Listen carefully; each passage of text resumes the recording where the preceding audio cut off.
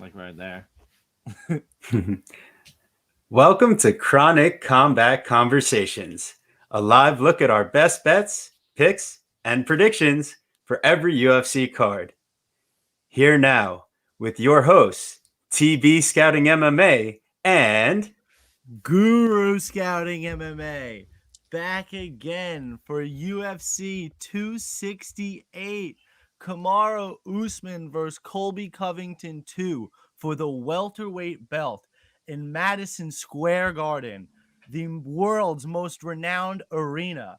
Man, I can't wait for this one. We also got Rose Namajunas, the strawweight champion, facing Weili Zhang, the former strawweight champion, for the second time. I really, man, the only thing more exciting than these fights is breaking them down with our man, Clint from Die Hard MMA. What is going on, buddy? Hey, what's going on, boys? Thank you very much for having me. It's fun to be back, and this is one hell of a card. I can't wait to talk about it with you. Bro, you're a legend, man. It is an honor to always have you on. You are part of the Chronic Combat family and are welcome anytime. Thank you again for having me. It feels great. I love chatting with you guys. This is going to be fun. hey, without further ado, let's get right down into this awesome card. And hey, just to kick us off, some awesome news. Guru surprised TB for his birthday, 30th birthday, and we're going to MSG for UFC 268, guys. We're gonna be there. This is quite the birthday surprise. Guru completely got me. I got my Kamaru, the Nigerian Nightmare Usman shirt on now. Got my Gaethje shirt. So. There you go. That was part of the present, and hey, I can't wait to be there. So, without further ado, we have quite the fight to kick off our prelims here because we have Osbourne and CJ Vergara matching up in the flyweight division. And, we saw Osbourne drop down last time and face Manel Kape. So now facing Vergara, making his debut off of Dana White Contender Series. This is going to be a pretty exciting fight. And I know Guru always loves saying they love putting the exciting fights to kick off the card. So I hate to steal your thunder there, but man, I see some action in this one. What are you guys thinking? I think there's certainly liable to have a finish in this fight on either side, especially with Vergara, who's the counter striker. He was definitely more aggressive during the Contender Series as you saw him. He was willing to be fan friendly, stand and bang. He's a Golden Gloves champ back in 2011. He actually was a sizable underdog in that Dana White Contender Series fight, but steamrolled the dude. Looked impressive, but even though Osbourne got clipped by Manel Kape in his last fight, I think Manel Kape's a beast. And even though, again, I don't love the 3 month, I like about a 5-6 month layoff at least after a knockout, but I'm not sure it was like a super, super devastating knockout. But I don't know. CJ Vergara, for as good as he is, he's got to be a step down from Manel Kape. Osbourne was going to have a significant reach advantage. He's done the song and dance before. I'm going to take Osbourne here at minus 180. I think it's a fair line. Yeah, minus 180 for Osbourne, plus 155 for Vergara. Clint, where do you find yourself? Yeah, I completely agree. I actually loaded up on this one already. I got 1.6 units on my guy Osbourne at minus 160 a little bit earlier in the week. Nice. I'm definitely on the Ode train here. I've been a fan of Osbourne for a bit now, and I actually bet on him against Manel Kape in that last fight. If you guys go back and you watch that fight, he was completely dominating that first round right up until the point that he got caught with that knee. And I know what you're talking about as far as the long layoffs. I like to preach that these guys need to give their chin time to recover. They need that rest, and you don't want to see him back in action too quickly. But if you go back and watch the stoppage, he was never out.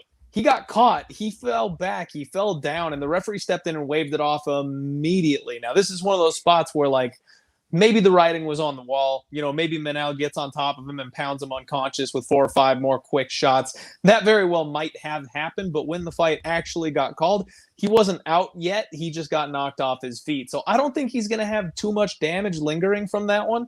And I think he's just going to be the more skilled technical fighter here. I think this is good matchmaking, and I love fading those Contender Series guys in their first fight right after making it to the UFC.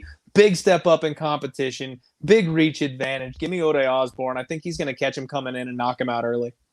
I like that a lot. We saw Vergara come off of his counter approach on the Contender Series, and now making his debut on a pay-per-view in MSG in front of all these fans. I could see him coming out a little too aggressive, and yeah, just like you're saying, getting caught here.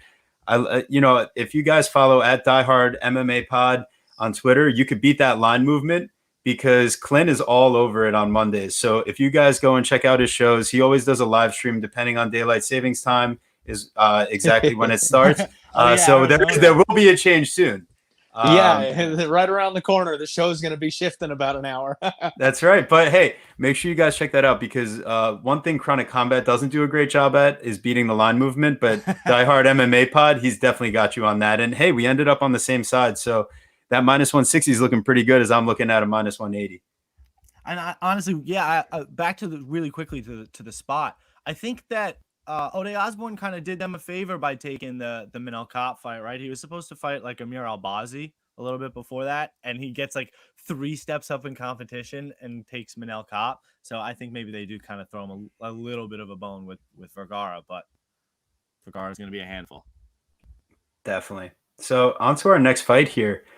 We have Melsik Bagdasaryan making his second appearance in the UFC with a late notice fill-in, Bruno Souza, who is actually a Lyoto Machida protege. So this isn't just your normal, late fill-in. This is definitely someone that has a lot of talent. And, Bagdasaryan was scheduled to originally face TJ Laramie before he had to pull out of the event. So, I mean, looking at the tape, seeing what Souza was doing in LFA, he definitely shows that Machida background, but I just don't like the way he executes it. And the only time I've really seen him punish people is when they gas out. I mean, he has 6 decisions on the regional scene compared to 1 knockout and 2 submissions. One of those that I saw most recently, I mean, the guy was staggering because he won the grappling in round 1 and comes out in round 2 and just can't even move. He's basically asking to be knocked out. Souza did not impress me at all in that regard. I don't think he can hurt Bagdasaryan, and he really is just going to be hoping he gasses out. Bagdasaryan minus 320, Souza plus 250. Bagdasaryan will be a parlay piece for me. One of my only question marks about Bagdasaryan is his cardio. Like, will he eventually fall off a cliff if he's taken to that cliff? We haven't necessarily seen it. Otherwise, you're right. I was not impressed by anything I saw on the tape of Souza.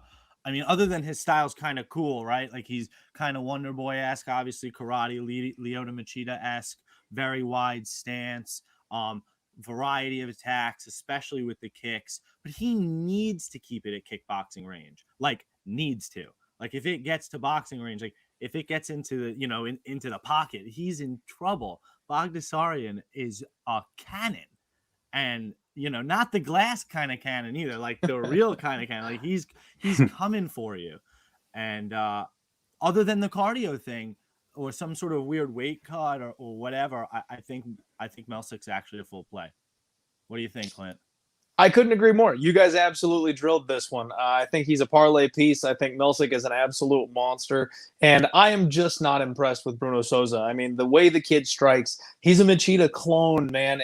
The only problem is he's not Machida. So, yeah, if you're counting on someone like Melsik to gas out, he doesn't do anything to gas his opponents out. It would be on Melsik to essentially wear himself out, punching Bruno's face for him to tire out. And no one so far has been able to take that kind of punishment and keep on coming. I think Melsik will get to Bruno Souza. I think he'll hit him, and I think he'll hurt him. I do think it's going to be the usual Melsik Bagdasaryan by knockout. I do think he's a solid parlay piece. Bruno's really got to prove it to us here in this spot, and I'd be willing to parlay against him personally. Yeah, I really just didn't see anything that made me feel like Souza could threaten Bagdasaryan. And to the point of the cardio, we saw Colin Anglin land a takedown early on Bagdasaryan, and Bagdasaryan showed that this time he was able to work back to his feet instead of riding out the round and waiting He's to getting get better. set up. So I really like that. And as someone that was, actually think I placed a bet on Anglin, seeing Bagdasaryan come out in round 2, and as opposed to his Contender Series unanimous decision win, he looked to have the gas tank as he came out for the second round this time. So, whatever he's doing out there seems to be working. With Glendale Fighting Club, will that get me nervous somewhere down the line? But I don't think against Bruno Souza in this spot. Yeah, I think the day will come to fade Milsic. This ain't it, though. Amen. And so it looks like the next fight we got here, another late notice, and it was a little sketchy. I saw earlier in the day someone was saying that John Allan was listed as like TBD instead of his name on like Dana White's little like if you don't know now you know board, and Dustin Jacoby's name was there. Dustin Jacoby takes this fight on maybe a few days ago. It was officially announced on short notice here.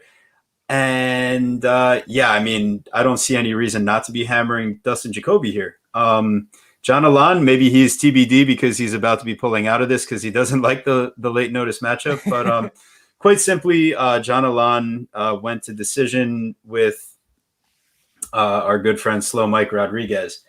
And it got turned to a no contest later on. And, it really sketches me out that he lands 4 takedowns. And yes, he's searching for 3 submission attempts, but he only gets 4 minutes of control on those 4 takedown attempts on Slow Mike. And in a fight where he's going to need that control and top work to really bother Dustin Jacoby, I absolutely hate that. And Jacoby, if he's able to survive the wrestling and onslaught of Ivan Kutelaba and then turn off the gas in rounds 2 and 3, listen, I really don't care that this line got away from us. We're already at minus 365 Jacoby and plus 280 Allan. I do feel like Jacoby's another one of those spots for a parlay for me. It's so funny because we talked about it. I texted TB earlier in the week. Jacoby was minus 290. I'm like, all right, we got to hammer him. This is the spot, right? Yeah, we got to. All right, so we're going to figure out the play, right? We're going to figure out the play. Okay, cool. Bop, boop, bop. No play. Minus 365. So Jacoby, minus 365 is where we're at. He's going to win. Did the value escape us? Yeah. I still think that it's a cashing ticket. I don't know. Do you see anything from John Allan? Does he really pose a threat to Jacoby here? I've seen Jacoby he's kind of established himself, maybe not a top 10 heavyweight ever person, but the heavyweight division's actually kind of thin. So light heavy. Thank you. You're welcome. Yeah, light heavyweight's even thinner. Exactly. So even further proving my point. He could hang with the top 25-ish, right? Yeah, definitely. And John Allan, I don't think is in there. Clint, what are you seeing here? It's hard to argue with you guys on this one. I want to come on here and give you some kind of a hot take and throw the tinfoil hat on, but again, this just ain't it. John Allan is a guy that's very meat and potatoes. He walks forward. He doesn't do a whole lot. He hits hard. He'll throw a 1-2 at you. I think there are spots where John Allan actually could be a decent bet. I was going to bet on him as an underdog against his original opponent. But here against Dustin Jacoby, like you guys said, he took everything that Ion Cutelaba had to offer, ate it all, came back, almost killed him late in the fight. Like, that's not the kind of situation that you're going to be able to win if you're John Allan. He's not going to come out and go for takedowns. He ends up getting turtled on his back himself several times. We've seen it before. So he's not going to be looking to take this thing to the ground. Can he stand with a guy like Dustin Jacoby? Forget about it. The basic meat and potatoes striking is not better than Dustin Jacoby's kickboxing. He was a solid professional kickboxer before the whole MMA thing. So if you're going to beat Dustin Jacoby, it's with the grappling. It just isn't happening in this spot. So yeah, I think Dustin Jacoby's another parlay piece. That value may have gotten a little bit away from you. I get it. But if you guys tune in to Dana White Contender Series, my boy Gianni the Greek talks about it. When you take a fist fight and you go beyond that minus 250, minus 275 mark, the percentage doesn't change all that much. Once you get up to minus 300, you're already talking. He's got to win the fight 70, 80% of the time. Minus 300, minus 350, it's just not that big a difference. He's a decent parlay piece. Go ahead and hit it. Right. You're right. You're totally right, because we see the number get bigger and bigger, and maybe that doesn't cash. as much because of, whatever that translates to when you're putting it in a parlay or playing it straight. But man, sometimes it's just like a 99%er, so you really do just have to take the ticket and cash it any way you can, right? Basically, yeah. And then, if the odds are, I'm a value guy. You guys know that. I always look for value. I always want to hit the value spot. But when you're talking favorites, there's hidden value there. Like minus 300 is a 75% implied probability, right? So if we think he wins 75% of the time, minus 400 is 80%. You've budged 5% on that probability. Do we think Justin Jacoby is an 85, a 90% favorite in this spot? I do. So I'm not going to argue minus 300 to minus 400. It's just not that big a difference. Yeah, that's such a solid point. And there is so much to learn from a guy like Johnny, as you say. And it's so invaluable, like just working with the community and stuff. I think that's what I'm saying, like working with the community. He's been able to work with Johnny. And then for us to be able to work with Clint and get you guys that information, I mean, make sure you give at Diehard MMA Pod a follow. Make sure you guys give us a like and subscribe to our channel here. We hope to keep giving you some content. Set those YouTube notification reminders. I don't even care as much about the subscriptions. Set the reminders to get our notifications, because I was subscribed to my own channel and I'm like, why am I not getting notifications? Oh, because I have to click the notification thing. Click that little bell, man. That's it. Bell. Get those reminders. All right. Moving right along to the Slop Fest. Oh boy, here we go. Meatball Gian Villante versus Beast Boy Chris Barnett. Boy. I wanted to say Beast Boy. It was Beast Boy. That's an awesome name, man. I mean, I'll put it this way. We saw Barnett actually open as the favorite. Right now, we got Gian Villante minus 125, Chris Barnett plus 105. If you're betting a side in this fight, you should probably join, DFS and Uncle Weezy. Yeah. So let's put it this way: is I really don't have a great read on the side, because either guy is liable to quit at any second if they get gassed out. Both of them. We've seen it before for both. So I will pass on this fight myself, but I think my friends here have some good ideas. I don't know. Like you said, I do want to pass on the side as well, to not to be a complete flake. I don't have anything of value to say. I could talk out my ass if you guys want. I do that very well. I know someone's got a little something here, though. I do think I like it going the distance, just because I think they're both so sloppy that I don't. And again, they're both liable to quit, but I don't think that either of them have any actual ability to make the other one quit. Like, I think they're just gonna get in there, set a sloppy little pig pace, and play around in the muck there and have some fun and slop all over. So what's your line on the distance? I got plus 100 on DraftKings. Okay. Wow. FanDuel, I don't see the props up yet because they are being buttholes. So Clint, what are you seeing on this fight? See, I got in early on this one, guys. I got the over 1.5 at minus 160. That is all the way up to minus 225 in some places right now. I think the over 1.5 is the sweet spot. Both these guys are more than capable of gassing, and like you mentioned, just kind of folding over at any point in time during the fight. I cashed a nice, sweet round 3 prop one time, fading Gian Villante's gas tank in the 3rd round. That was fun. This is a spot, though, that honestly I think is a little bit different. So word broke today. This is Gian Villante's retirement fight, boys. I didn't hear that. Gian Villante is hanging it up after this fight. And something that I talk about on my show all the time is that you fade people who are retiring because they're as good as dead. They've got one foot in the grave already. And Gian Villante, maybe more so than anybody I've ever said this about, he was phoning it in and showing up for paychecks 2 years ago. Yeah. So this being his retirement fight, you think he's got the motivation to get up and run in the morning. You think he's pushing it hard in the gym when he gets put in a bad spot. He doesn't give two shits about this fight. He's getting one last payday before he exits the building. So I got the over 1.5, and you guys, money is flooding in on Gian Villante, and I do not understand. You couldn't pay me to bet your grandmother's money on Gian Villante. I'm never going to touch this guy and say that he's capable of getting his hand raised in the year of our Lord 2021. Chris Barnett, on the flip side of this thing, a lot of people were really disappointed in his UFC debut, and I get it. He came in against my dad, Big Rothwell. He got choked out in the second round. Like, what do you expect? He quite literally rolled off the couch. I've never seen Beast Boy in such awful shape as he was that night. If you go check out his Instagram, Beast Boy is hungry.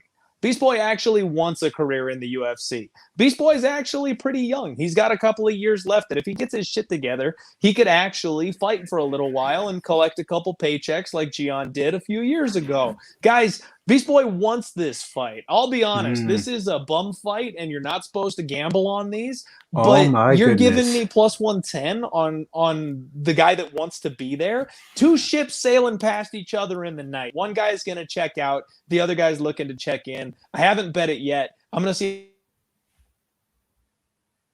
how wide this line gets. On Chris Barnett, I'll absolutely take the shot when his opponent is hanging it up and has 1 foot in the grave already. Wow. Yeah, you talked me into it in terms of that. I had no idea about the retirement fight. You couldn't be more right about that. And you see somebody like Barnett at if you can get him at plus money, you have to take it. And few people know this, by the way. Gian Villante, very, very, very close with Matt Serra, and in turn actually has a very, very close relationship with Dana White. So like Gian's on a very personal level close with Dana. I think that's continued to string his career along in a favorable direction. Maurice Green fights, Ola Jacek fights, Sam Alvey, Jake Collier, and now Chris Barnett. Even in this spot, they give him a chance to get a win. So that's all because of his relationship with the UFC. And do you think he's going to come out and really be looking to go out on a high note? Like, no. You're 1-4 in your last 5. Your only win was a split over Sam Alvey 3-4 years ago. Like, is he really going to come out and just go for it one more time for the boys? Like, he doesn't care. His friendship with Dana White isn't on the line or anything. It's fine. It's all written in stone. You're good, man. He's just out here doing his thing. I was just up. He's gonna give him a round of hell, man. He's gonna go out there and swing. Is he? Is he even gonna give him a round of hell? I don't even know about that. Maybe not. I'll give him 2 minutes of hell. Guys, my prediction is Chris Barnett by decision. I think both these guys are durable. Barnett's small for the division. He's not that much of a finisher. Even though he's athletic, he could always, land something. But if one thing Gian Villante has ever been anything, it's been durable. He's hard to finish. He's hard to put away. So unless he literally just folds over and is like, all right, I'm out. Like he could do that actually. But if he just doesn't quit, I don't think Barnett's going to be capable of actually finishing him. So I think there's some value on the dog. And I think getting plus 350 on Barnett by decision, that's worth a shot. So I actually have an idea. It's one of our favorite types of parlays here. If we go to the Barnett and over 1.5 is plus 200. Hey, that's even better. You don't even need to get it the full distance then.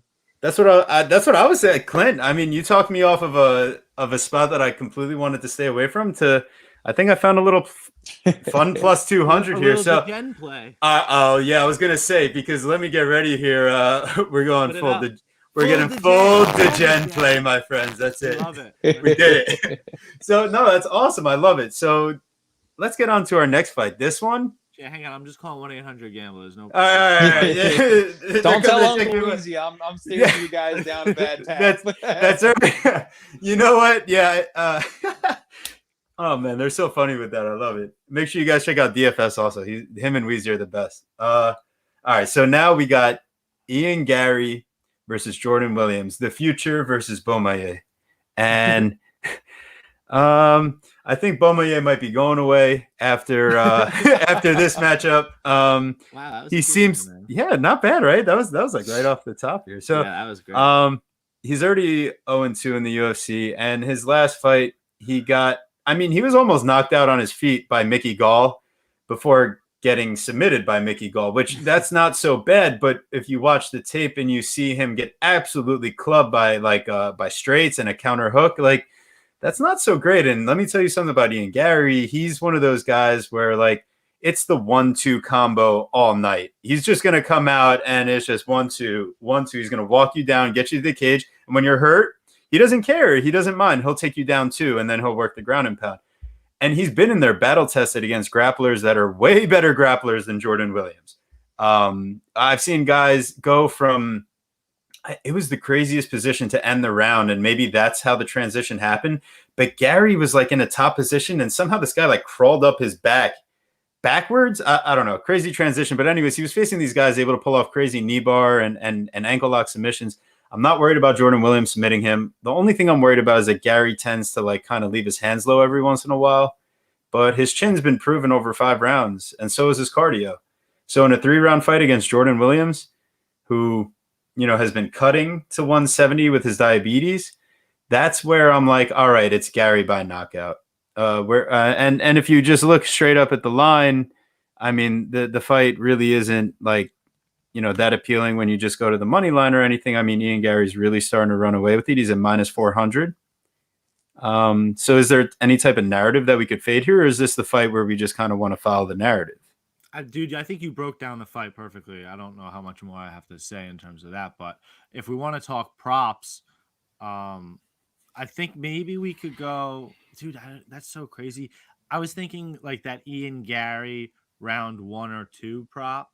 You know, he kind of gets him out of there in that first 10 minutes, but that's still -120. Wow. So, I mean, is it possible he's got some UFC jitters and he takes his time against Jordan Williams, who's now been there, done that, and maybe knows his back's up a little bit against the wall here? Does it maybe take the round 3 to decision? Is that the narrative that we fade? That it takes a little bit longer for a guy like Ian Garry, who's maybe going to take his jitters and then want to settle in, who just went 5 rounds. Was it for the belt for Cage Warriors? It was for the belt. Yeah, he went 5 rounds. Yeah, vacant welterweight belt. Yeah. So I mean, he just did that versus Jack Grant, who looked. I mean, I didn't know much about Jack Grant. Yes, but like, dude looked like a beast, and I mean, he looked like he could be on his way here soon if he gets, you know, a couple wins together or something. 17-6 is a solid record. I know Clint is like so patient. He's like the dog waiting for the biscuit. Go, Clint, go. Come on. Yeah. What do you got for us? It's the same thing we talked about with Dustin Jacoby. Like I don't see a path for the island boy, Jordan Williams. Like he just doesn't do anything well, man. I'm not convinced he belongs in the UFC, if I'm being completely honest. And if he tries the same thing that he did with Mickey Gall, now his back's against the wall here. He probably will come out a little more patient. He probably will come out a little more technical, a little slower. But I think that's going to burn him too. I think that he just cannot hang with Ian Garry. I don't think he's at this level. And if we think about it, Garry can win this fight pretty much any way he wants. That's why I think he's a parlay piece, someone you look at just kind of laying the chalk at. Don't get too deep into the props. If you want to do something, go inside the distance. Don't try bothering with the knockout or the sub, because he could do either in this spot. If he wants to ground and pound, he wins by knockout. If he takes a neck after he rocks him, he gets the sub. So don't be, flipping that coin for no reason. Go inside the distance or just parlay him straight. I think Ian Garry is legit. I think he's a real prospect, and the UFC is quite obviously trading up in this spot. They're giving Jordan Williams his walking papers, backs against the wall, and if he shows up and beats a guy like Ian Garry, well, shit, like, okay, you got me, Well said. Very well said. So from earlier, I missed it because I suck at this part, but Grateful Dude loved the over. He liked the over 1.5. So what's up, Grateful Dude? Yeah, what's going on, man? Thanks for joining the chat. We love that. And if you guys got any questions or any plays that you guys like, make sure you add them in there. The one thing that I will say is that when you're looking at, you said like inside the distance, because, it's a coin flip, whether it could be a knockout submission. In my mind, does that mean that we're looking like a greasy submission prop here? Because plus 550 for submission compared to minus 135 by knockout. Could we see the Mickey Gall where he kind of touches him up on the feet and then just like gets, takes the neck? That's kind of what I'm expecting, honestly. Yeah. But like I said, if he decides he wants to just show out for his UFC debut and do nothing but pound once it gets on the ground, I mean, TKO is right there on the table. So 100%, because his striking is that good, and he's coming out of Sanford, so he has that kickboxing wherever he wants it. Very good point. Speaking of greasy submission, I didn't know what the line was, but to randomly backtrack, I did wonder what Ode Osbourne by submission over Vergara was, because that's like Vergara's one finish loss. Plus 350. Yeah, that's pretty. Interesting. Super random. Sorry, it sparked a random thought. That's okay. That's okay. We love sparking up on Chronic Combat. So. Oh yeah, hey, easy. Yeah. So no. Anyways. Yeah. So I guess that'll bring us on to our next fight. We got Edmund Shahbazyan versus Nasruddin Imavov. The Golden Boy fighting one of the French proteges, actually one of Cyril Gane's teammates. I find this fight to be extremely close, and so does the line. Latest I saw it, we had. Let me reload that because I missed it. Let's see. We had. You got even minus 105. I got minus 105 and minus 115. Yeah. For Imavov is minus 115. So Shahbazyan, the line was plus money earlier. It has closed up as the week has went on. I got him at plus 100 on FanDuel still. So that line will not be there probably by morning. It's about to flip. Yeah. In fact, I mean, if you guys are following along and you end up feeling the same way as I do, and the way that a lot of bettors have this week, I do think that this is the step down spot for Shahbazyan after he went up and fought, two really tough opponents. But then at the same time, you look at Imavov and he does possess the technical skills and abilities and the takedown defense he was showing against Heinisch in his last fight, along with just like the technical game plan to get off the cage and punish, that was a step up. So I don't trust Shahbazyan's gas tank, and I don't trust him to implement, I don't want to see him implementing a wrestling game plan. I do think his striking is good. And Imavov, I do think he has a lot more wrestling in his back pocket than people are giving him credit for. Because when he headbutted with Jordan Williams, his first instinct was to land a takedown. So if Shahbazyan's touching him up and Imavov uses that wrestling in his back pocket, we could see Shahbazyan gas out like old times. So I'm really not sure I'm comfortable making a play here on either side. I want to see where these guys are at myself on this specific fight. Where are you guys at? So this fight was particularly weird for me all week. And then I really dug deeper today. And I really had to think about it and look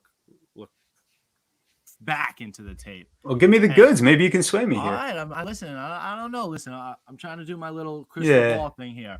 Yeah. And it's hard to predict what a guy's going to do when he hasn't done it in a long time. But, man, if he goes back to that Darren Stewart performance, he's got himself a chance here. I don't like you mentioned Nasruddin Imavov's ability to wrestle with Ian Heinisch. But Ian Heinisch has a 17% takedown accuracy and averages 1 takedown per 15. He is he's a wrestler that's doesn't wrestle and is not very good at it. Like Ian Heinisch is I really liked him as a person and his personality, but he's extremely middling, like extremely. So you look at somebody like Shahbazyan, who we don't even think of as a wrestler, and his average is still 3 takedowns per 15 at a 40% accuracy. When we want to talk grappling, who is his last fight against? Jack Hermanson? Yeah, sure. Jack did go 3 for 6, but that's, only 50%. And yeah, he did have 7 minutes of control time, but he also had a sick reversal on the ground. So Shahbazyan does know what he's doing on the ground. And I don't know. I just don't feel like Imavov has a great IQ per se. I haven't seen anything great out of him, where I have seen sparks of greatness out of Shahbazyan. So you're telling me I get the guy with a bigger upside at plus money here after this is 2 steps down in competition. Imavov may still be better than him, and I will be willing to eat that. But after 2 major steps down in competition at a dog price that's now starting to slip away on sharp line movement, I'm following the Golden Eagle here. Clint, am I wearing a tinfoil hat? What am I doing here? I like the way you broke it down. Honestly, I decided to pass on this one. I think it's too close to call. I think there are too many questions. One of the big pieces of the puzzle is that apparently Edmund Shahbazyan's been training over at AKA. So if he left that bum gym that he was working with to begin with, and now he's training at a real gym, like AKA, where they can actually shore up his cardio and they can do something other than yell head movement at him, teach him how to wrestle a little bit. Like, yeah, there's some hope for this kid. He's got a legitimate upside. He's someone that people were excited about for a reason. And let's not forget about his hands. Like, he can finish anybody in the first round. You've always got that nuclear option in the back pocket. So I think this is a step down in competition for him. Another rising contender, somebody he really should be challenging himself against. I just don't know that I can trust him making as many improvements as we need him to at this point. Imavov does have that grappling. He does have a better gas tank. We know what he looks like when the fight goes late, whereas we also know that Shahbazyan fades after about the 2-minute mark in the second round. So if Imavov plays this thing right, he gets a third round finish or wins a decision. If he slips up, he takes a canvas nap. I mean, this one really could go either way. The line's a pick 'em for a reason. That plus money's about to disappear, so I can't hate on you taking a shot at the dog. It's an even fight. Go for it, man. I'm not going to bet this one. Any thoughts on it going the distance, or like he's just too sketchy with the knockout possibility for too Shahbazyan? sketchy. Too sketchy. Yeah. Shahbazyan can end it on his first punch if he really wants to. And then on the flip side of this thing, if he gets tired, we know that Imavov can TKO or submit him at any point during the second or the third rounds. So there's too much finishing upside for both of these guys. And I just can't trust Edmund's gas tank. Like, if you're predicting Edmund Shahbazyan to win a 15-minute decision against a guy with an Ov in his name, like, God bless you, kid. That's a tinfoil hat. Like, there's nothing to support Shahbazyan winning a 15-minute decision over a Russian-style fighter. Like, I can't say that is something on the table. I think the later it goes, the more it favors Imavov. If it gets done early, that's going to be Shahbazyan. And if he shows the improvements that he needs to, then maybe he can get a second-round finish or something of his own. But the longer the fight goes, the more I'd be sweating that ticket if I was on the Edmund side of things.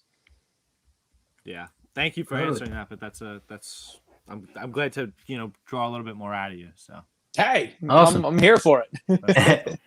Great. Well, on to our next fight here. Actually, one of Imavov's former opponents. We got Phil Hawes, Mr. Megatron, versus Chris Curtis, Action Man. This is quite the like action figurine fight, like Megatron versus Action Man, right? So it's like the off-brand superhero. Yeah, this fight was almost thrown together last second to save the card. Which was it? The Rodriguez fight card?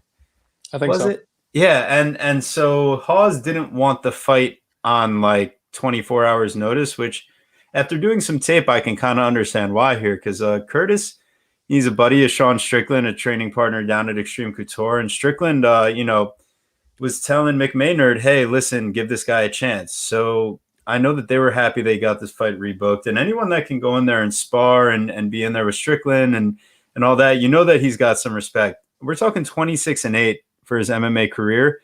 He's given up 2 inches of height and 2 inches of reach to Phil Hawes. And ultimately, this feels like the spot where Hawes should take care of business. He did show some improvements on the feet against Dawkins. I'm not sure if that gas tank really is improved or it's just that he hasn't been pushed in a little while, opponent. So do you guys think Chris Curtis is the guy to push him? I haven't seen anything. I don't have the biggest technical breakdown on this, but what I do know is that Phil Hawes hasn't looked that great, man. He gets tired. Chris Curtis at plus 285 seems to me like a decent value play. He's got some decent wrestling as well. I don't. Look at his losses. Ray Cooper, 2-time PFL champ. Magomed Karimov, the other PFL champ. And I don't know, Bilal Muhammad, perennial UFC welterweight. Like, I mean, top 10 guy. This guy may have been long overdue for the UFC. Oh, wait, he is long overdue for the UFC. He had a finish on the Dana White Contender Series, and they passed him up. Brutal. That's brutal. So, but now he's got his chance against a guy in Phil Hawes who is good, But minus 375. We talk about earning a price tag. What has this man done to earn that price tag? And this has been a chalky card after a chalky card last week. I'm not doing it here, man. Nuh-uh. I might be wrong. Megatron by, 10-second knockout, whatever. I can eat that. I'm not going to eat Chris Curtis grinding him out or finish, you know what I mean? Or just looking better than him. I'm not going to eat that because that would mean I just lazily missed it or something. So I'm not happening, not putting one over on me. Clint, am I grabbing the tinfoil, man? I don't. That's weird. What is the 1 second?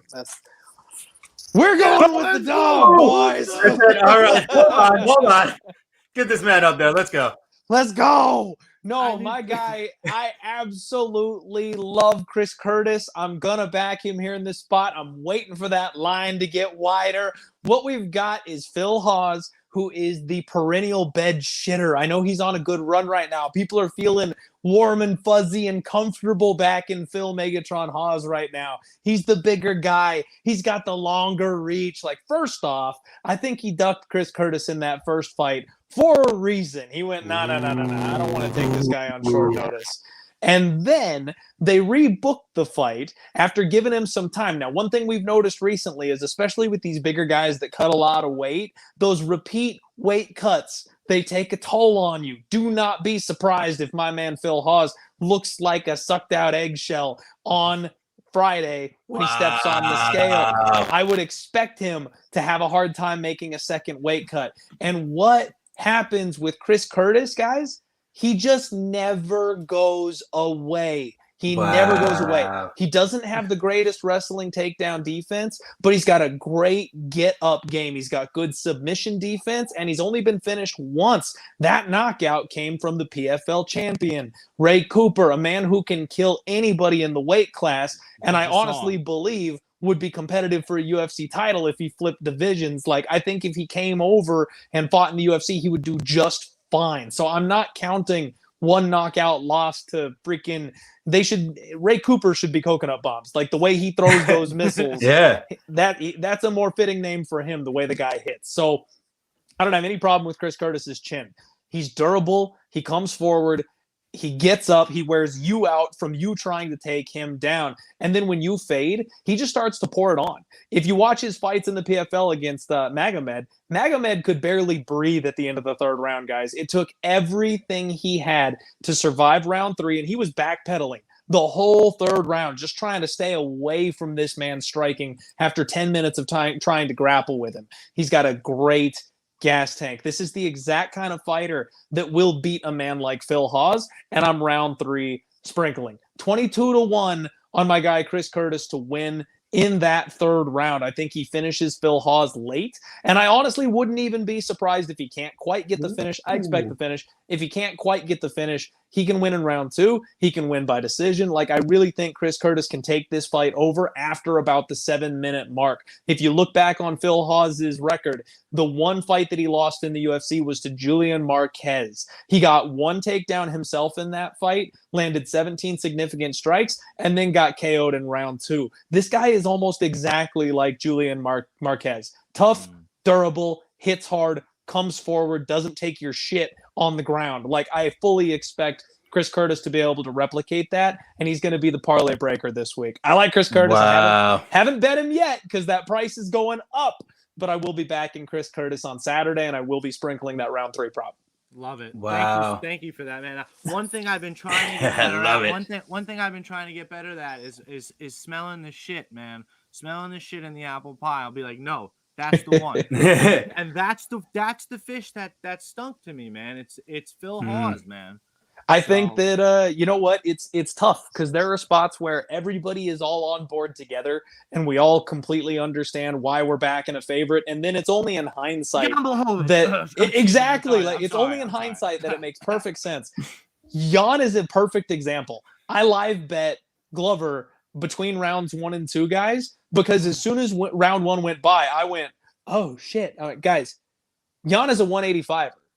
He's been defending his title against other 185ers. Like, this is the first legitimate 205-pound man he's ever fought, and Glover just picked him up and set him down wherever he wanted to when he decided to wrestle. That was plenty for me. I was like, shit, I missed the boat. I could have been on this plus 240 train, but I'll take even money. That's fine. So, yeah, in hindsight, this is one of those ones where we go, oh, Phil Hawes hasn't really fought anybody that's going to cause him problems. He looked good against Kyle Dawkins. Dawkins is going to play off of his back when Phil Hawes gets the takedown. He's not too worried about getting back up. You know, he beat Nasruddin Imavov. That one actually looks pretty great in hindsight, but round 3 wasn't the easiest round for him. Jacob Malkoun, not a guy that we think even belongs in the UFC. I don't even remember Bastiev. Like, I can't remember the guy's face. So, yeah, he's on a 4-fight win streak, and Kyle Dawkins looks really good. But when it comes down to it, has Phil Hawes really changed? Like, we think maybe he has. And I could lose a unit on this. He could come out and just dead this guy in the first round because he's got that power. It absolutely could happen. But I've only seen one guy dead Chris Curtis before. I'll take the shot at it not happening again. Wow. So I went from like not wanting to play Hawes and like keeping him out of stuff because I thought Curtis was solid. I'm all in with you boys. That's it. Is that a dog of the day type of smell to me? I mean, like, it's at least a consideration. It's a value dog of the day, man. We're not sold on this at this price. It's a crazy fight. Hawes should get it done. He just has too many holes, so I don't trust him, and that's that.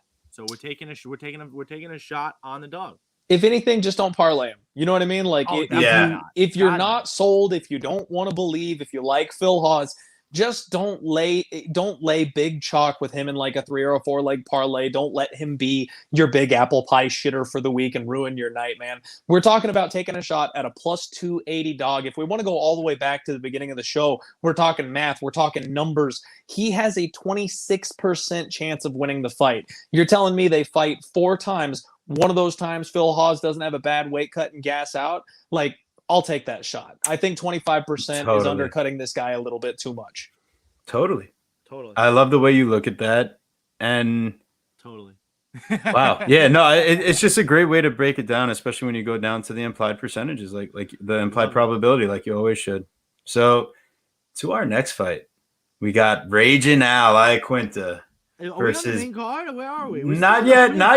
Look how they're doing my boy. Yeah, Bobby King Green. We need to get Al some more real estate on the main event, man. What happened?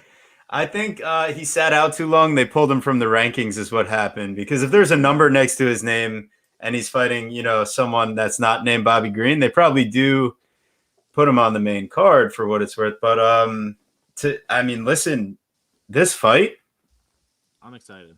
I mean, Al Iaquinta making his return against someone that's going to keep up the pace and the pressure here. I don't see this as an easy return at all. And honestly, I mean, I had this idea in my mind that like Al Iaquinta was like some crazy wrestler or grappler or whatever. Like, all of his finish losses have come by submission. He's with Serra-Longo Fight Team now. He's only got a purple belt. He only has 1 submission win. All of his wins really that are by finish or by knockout. He has 4 in the UFC, 8 total, but you're not knocking out Bobby King Green. And honestly, you're probably not winning a stand-up battle with Bobby Green at this stage. I think the advancements that Bobby's made in his overall game at this point, super impressive. And Bobby might be a little bit older than Al Iaquinta, but look who's been active recently. And Al seems to have been running away from all these young prospects that could finish him and give him a tough time, but he's coming in against a guy that I think is going to style on him for 3 rounds. I mean, Bobby Green at minus 180 to me.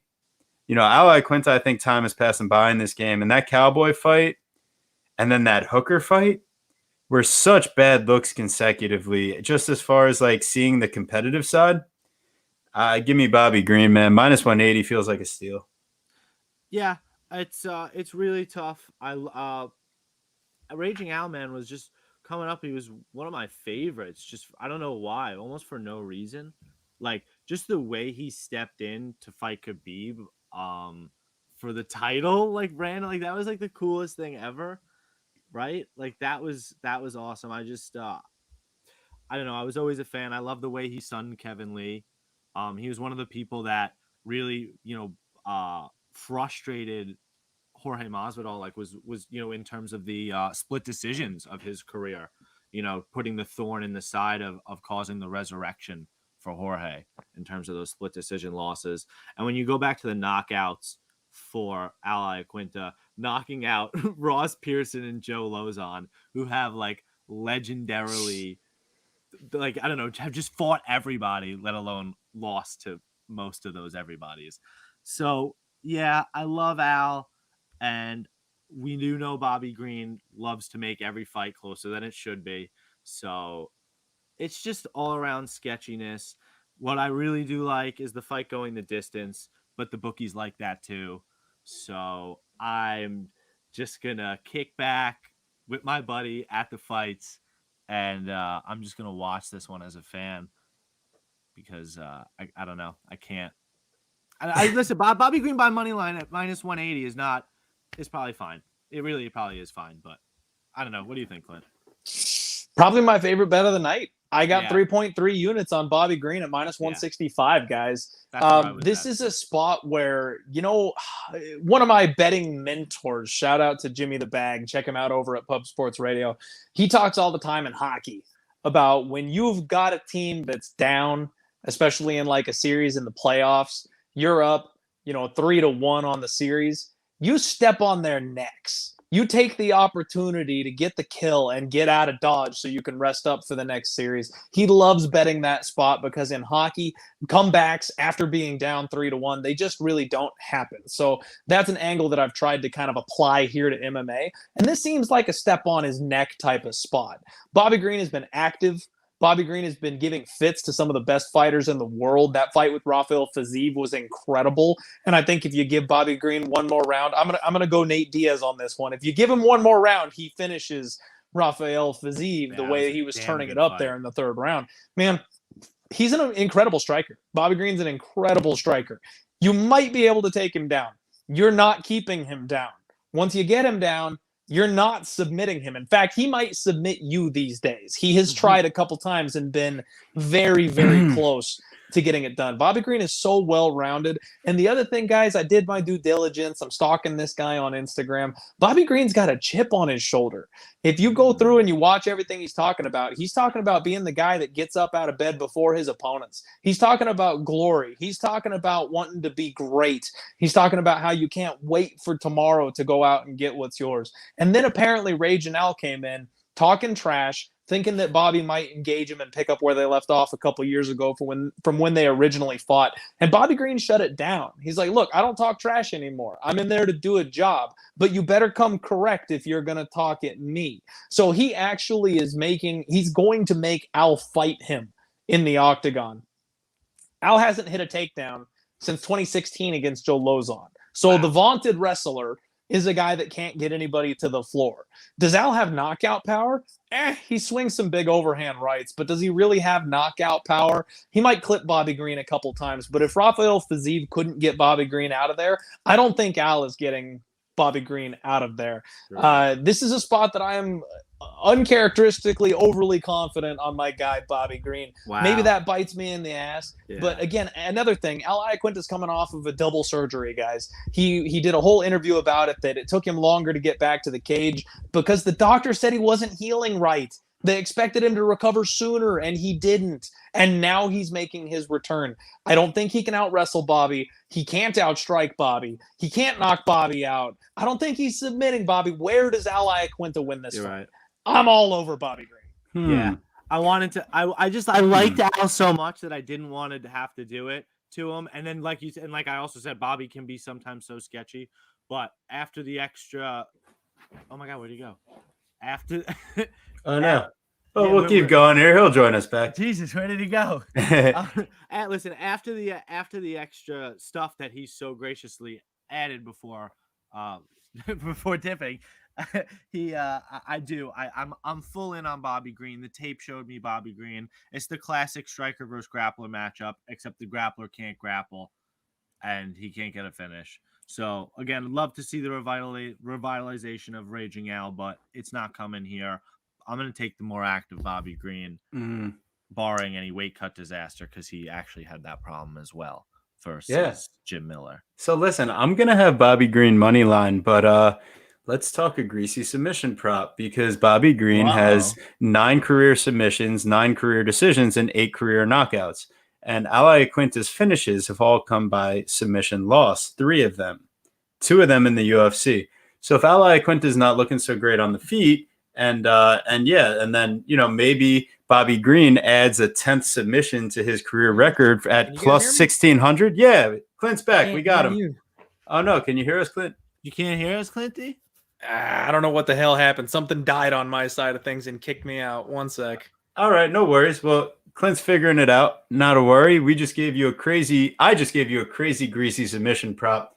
I don't recommend playing a lot on that one, but I just think it's a little interesting in case Al has to shoot for a desperate takedown, and I would say a submission is not completely off the table. So let's start thinking about getting on to our next fight here. We'll do a little bit of a delay, but Clint will end up joining us, and I'm not too worried about it. Yeah, I mean, this prelim fight, is this the headlining prelim? Is that how they're going to do that? I don't think I think they're going to switch it around. Let's see. How are we doing now? Can you hear us, Clint? Earth to Clint. Oh, no. Dang it, you guys. I don't know what's going on. I can't hear you. I'm sorry. All right. Shoot. All right. This has never happened to me before. It's okay. No worries, man. I'm going to pull him from the stream. Here we go. Let's see. He's going to go with the wired connection. But let's start by breaking down. We got Alex Pereira versus Andreas Michaelidis. So I'm extremely excited because we're talking about bringing in the guy that has knocked out Israel Adesanya to the UFC, Alex Pereira. But I thought it was a little interesting that he actually had went to a split decision, it looked like, in his last Glory kickboxing fight before coming into LFA, scoring a crazy knockout for another victory in MMA. So he ends up getting a 3-1 with 1 submission loss, 3 knockout wins. Alex Pereira is definitely, I would say, a high-class striker. The question is Michaelidis coming in aggressively, throwing crazy combos. Is he someone that, can land a knockout and hurt Pereira? Or, is Michaelidis just going to gas out like he always does? And if not, does Pereira just land a knockout punch before, any of that happens? So, it's a great question. I tend to just say that Pereira is probably going to come away here with the win because this seems like a setup fight. Guru, what are you thinking here? Clint, do you hear us, Clint? You guys, I am so sorry. I've never had this happen before. No. I have no idea why I can't hear anything. That's so crazy. Oh, man. Yeah, it's unfortunate. I mean, I guess the best thing we could do is let's see. So can we start another stream? Probably not the best idea for our live viewers here. But in the worst case, send him another. Yeah. Does it send him another invite? How does it work? I don't know how to stream. Yeah, well, it's just a link that he clicks into. He comes in. So it has to be some kind of audio issue on his end. Because obviously we're still going all right. But hey, let's power on through. This has happened. Yeah, listen, and if you want, I know it's not necessarily best for the viewers, but they also do love Clint. If you want, we could do a prelim video, and we could do a main card video if you want, and we could try to get him on because this is obviously the last prelim fight. Yeah, but it seems to be more just a local issue as opposed to an issue. Hey, there we go. You got us, Clint? So I'm going to have to mute and unmute myself so the feedback doesn't come through on my phone, but I'm back up and running. I can hear you. Beautiful. Hey, we love an emergency solution. And yeah, I think this is a setup fight for Pereira to come away with a knockout. It seems like one of those ones you should follow the narrative because in his last fight, he showed that he can at least stuff an initial takedown and use the cage to stay on his feet. And then he just puts the guy to sleep for like 11 minutes. It was kind of scary that they couldn't get him to wake up right away. Not not a great watch, but Pereira's been trading at Teixeira MMA and Fitness, so you got to imagine he's getting good reps in that gym. As far as the wrestling goes, so do I feel like he could do it against Michaelidis? Yes, that is what I feel. And the knockouts -110 if you're feeling a little saucy. If you want to parlay him, it's -260. I'll probably just watch this fight and see if Pereira is the real deal. Yeah, I do like everything that you said before. I'm concerned a little bit with I guess what we're all concerned with, right? Pereira's greenness. Is he going to be able to keep up with Andreas Michaelidis, who, yes, he may not be very flashy, very technical, or even very good, but he is a dedicated mixed martial artist, a dedicated mixed martial artist as opposed to, a kickboxer, which of course I know is a mixed martial art. So don't kill me, but like, in terms of mixing them all together. So I'm happy that I took Chris in the other spot, in our dog spot, so I don't have to put the tinfoil here. I'm not as apt to grab it. I just think I do think it's a setup for Pereira on sub level, but I just don't think it's gonna be as easy, maybe, because because Modestus fight, right? Like, that was about as bad as he could look. And I mean, he kept up decently for the first 2 minutes until he kind of didn't. And then the KB Bueller fight, again, KB, I guess, is pretty awful, not even really UFC caliber. And I don't expect Michaelidis to get a finish. I just wonder if he can hang. He probably can't hang with the power. As I talk myself through listen, all four of his losses have come by knockout, and half of the time it's because this dude is so gassed out. Yeah. And if he tries to initiate his path to victory in the wrestling here, is he not just going to gas out and get left hooked into death? Yeah. I mean, Clint, what are you seeing on this one? Yeah, I think the UFC is just better than the PFL at setting up fights. Like, they obviously want this guy to win. They obviously want him to get a big flashy KO on his first fight in the big stage. I'm fully expecting him to come out here and get the knockout, especially against a poor competitor like his opponent, Michaelidis here.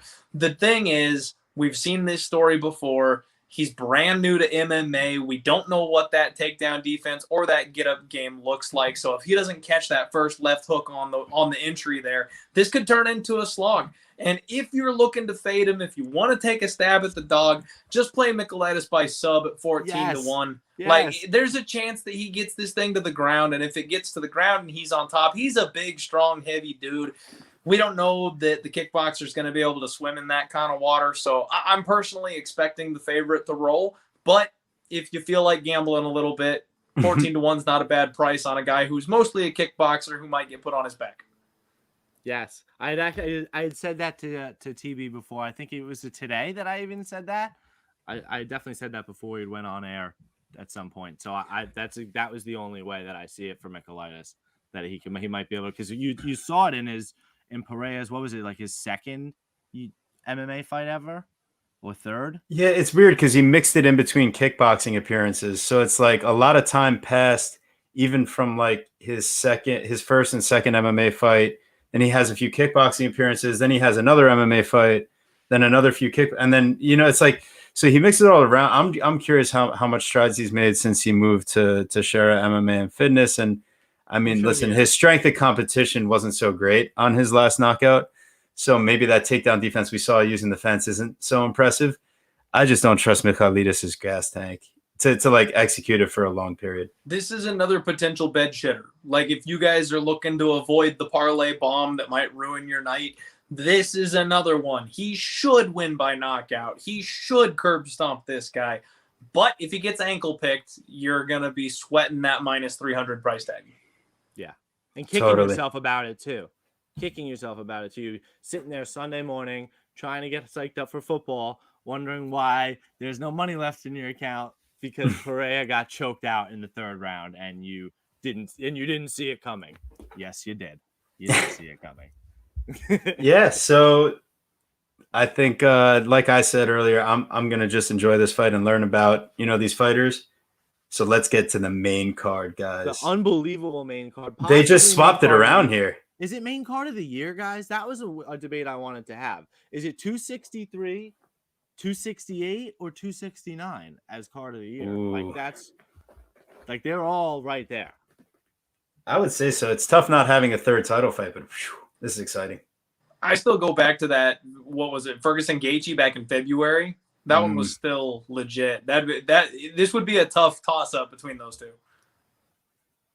I feel that. I mean, so guys, Ferguson Gaethje this February? Was it this last February? Was that a year ago? Yeah, that was a year. That was the May of the pandemic. That was like the first pay-per-view to start the pandemic. Pandemic has made me lose my mind. The 2 years are all just blending into one at this pace. I think it's done the same to all of us, to be honest. This year's February pay-per-view was the underwhelming Burns versus Usman. But so they recently just shuffled this card around. They had all of the Talk that up. That's one win for me and 10,000 for Clint. But I got one. I needed that out there. So all right. Sorry. Now we can break down the main card, guys.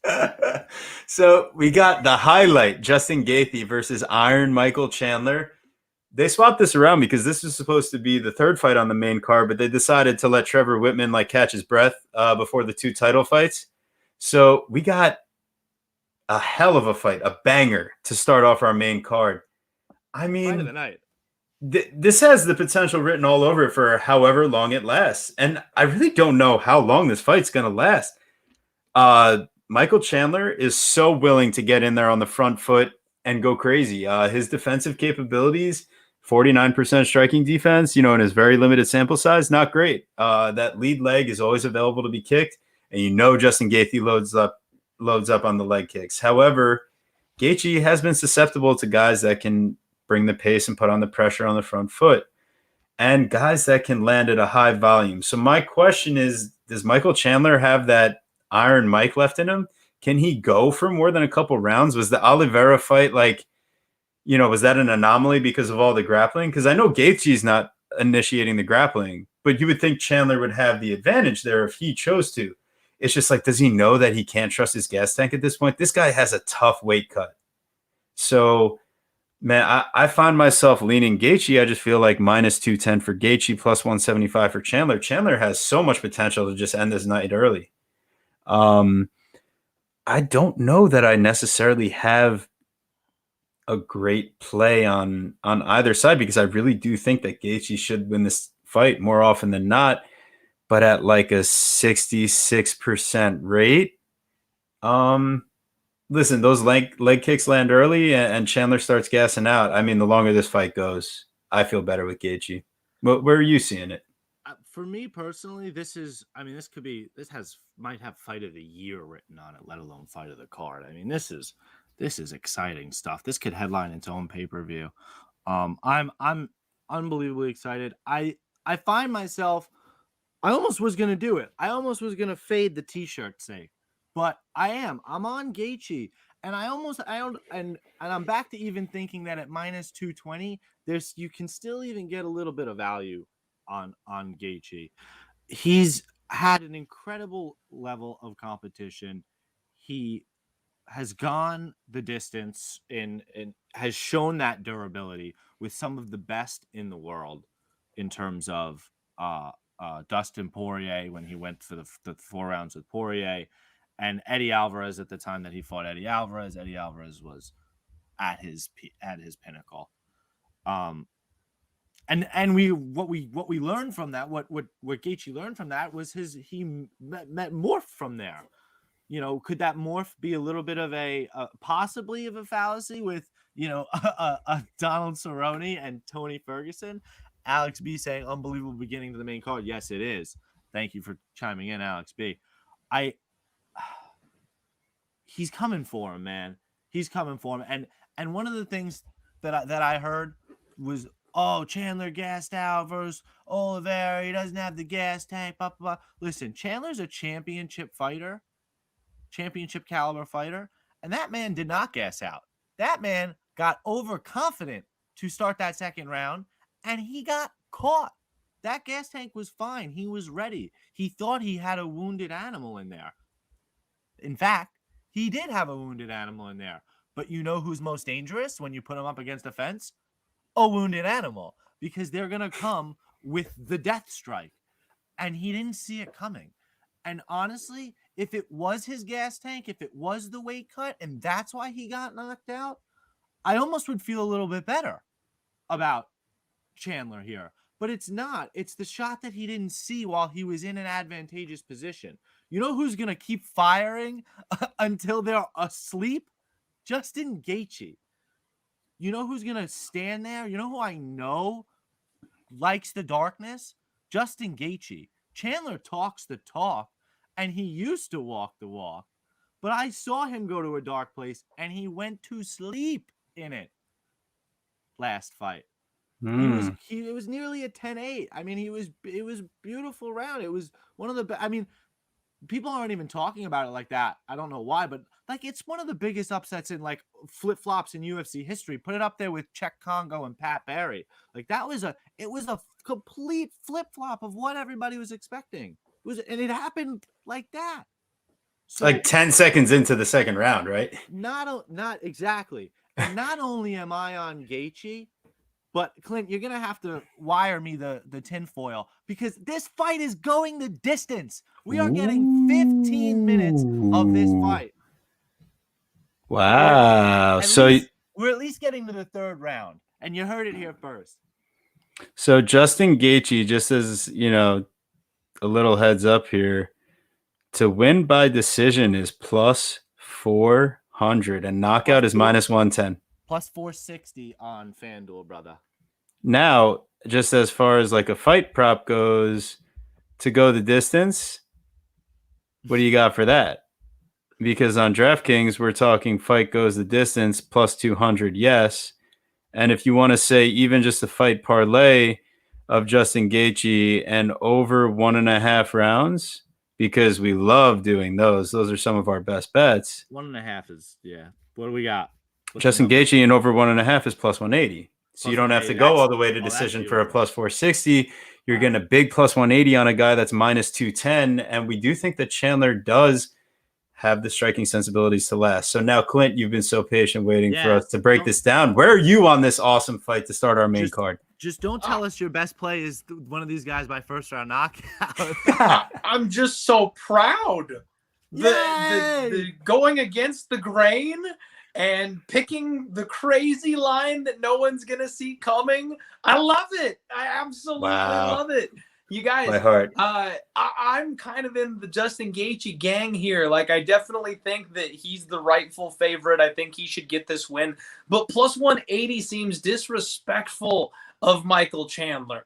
Like, a guy that was a pick'em against the current champion, a guy like you said that beat the brakes off the current champion, could have got almost anybody else in the division out of there in round one. This line is ballooning past where I think it's reasonable to play a guy like Justin Gaethje. Now, when you listen to some of the interviews we've been talking about recently, Michael Chandler said that his strategy for this fight is to eat Justin Gaethje's leg kicks, which I'm like, that's a bad idea. Terrible idea. Then what he's talking about is when this fight comes down to it, it's a battle of wills. And I'm like, you know what? Nobody outwills Justin Gaethje. Mm-hmm. You have to shut this man's lights completely off to get him to stop. And while I think Chandler is a guy that's kind of capable of that, if you go that 1-for-1 war path with Gaethje, it doesn't end well for most people. And when Gaethje did get finished, it was deep in the fight. It was in the fourth round. It was at the end of the third round. Like, you have to be willing to go through hell for 15 straight minutes, and he can take a beating for at least 15 minutes. I love the over 1.5. That is such a sweet spot that you just found that honestly never even occurred to me. I got stuck on picking a side in this fight. Why bother? Take the over 1.5. Everyone is expecting violence. These are some of the highest stakes we've ever seen. Chandler might even wrestle here, which would just extend the time this fight is going to be going. I don't know that we're going to get a first round finish, even though both guys might be capable of it. We are taking on an iron versus iron type of situation. Mhm. And I would expect Chandler to probably be a little bit more game plan conscious after what happened to him the last time. We probably squeeze over that 1.5. I love that. That's a great idea. Even money And then on just even even if money Justin on just Gaethje is 1.5. getting off, is Chandler going to cave to the leg kicks? Possibly, but he is the kind of guy that can will himself through something like that. This thing might squeeze its way to the decision. So I wouldn't hate the -120 over 1.5 and then put like a half unit on the 2-1 fight goes the distance. Right. I kind of like that. I'm still gonna pick Justin Gaethje just because Mhm. I'm gonna ride with that. But we are getting into very dangerous underdog punting type of territory with a guy the caliber of Michael Chandler. Was it I the agree. Brett Primus fight with the Brett Primus fight that it was the famous like his leg was just shutting down, like similar I guess to the Sean O'Malley injury? Mm. Yeah, That fight. I believe you're correct. Yeah, so it is interesting with the leg kicks to see I- if that you know, that could happen again. If you don't want the side over 1.5, DraftKings Even sit us money. -115. If you like playing it with Gaethje, +180. If you like fight to just go the decision, +200. And if you like Gaethje by decision, +460. So those are the ways that we fleshed it out here.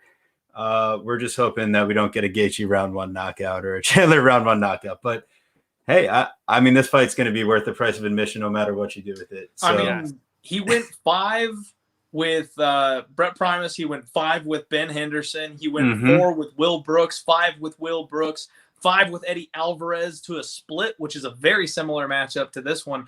I mean, I think we're cooking with gas on that over, guys, because if he can get you out of there in the first round, he does. But he also knows how to play the long game. He's done it before. He can get to 15 minutes. all right. This one is going to. This one's gonna go. I'm telling you. I like that. Fade the telling you. narrative, baby. That's This it. is the one. This is the one because everyone and their grandma is betting Justin Gaethje by not or whatever it is, fight not to go the distance. We saw it with Thiago Santos and Johnny Walker, and we watched everybody in the MMA community, the sharps included, get burned. Just don't remind me about Johnny Walker. We were right there with you. Right there. We were right there. PTSD And, of betting, man. Listen, talking about some public plays here on this next fight, it seems like we've got a lot of chatter on an underdog. We got Shane Burgos versus Billy Q, and everybody loves them some Billy Q. I do love Billy Q. I do love Billy Q. I really do. And the line is -200 Shane Burgos and +170 Billy Q.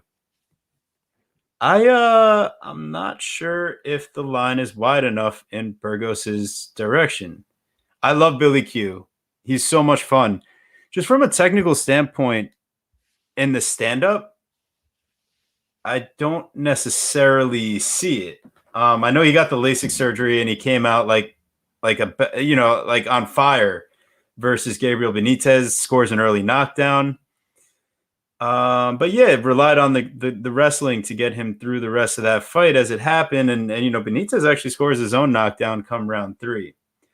So things that remain interesting to me in this fight, Burgos has a 5-inch reach advantage. He's much quicker in the striking, coming with the Tiger Schulman's background. Those guys are legitimate strikers. And I know his striking defense sucks.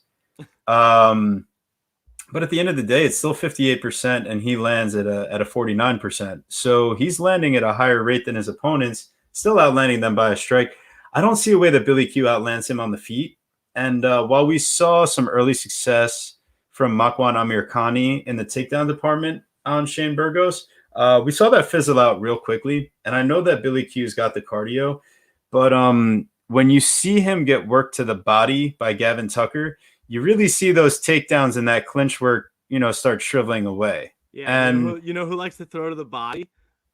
Shane Burgos, 15% of his total strikes are to the body, 15% are to the legs. So he's going to slow down that forward pressure of Billy Q. And Billy Q could throw all he wants. He's not Edson Barbosa. He is not knocking out Shane Burgos. I'm sorry.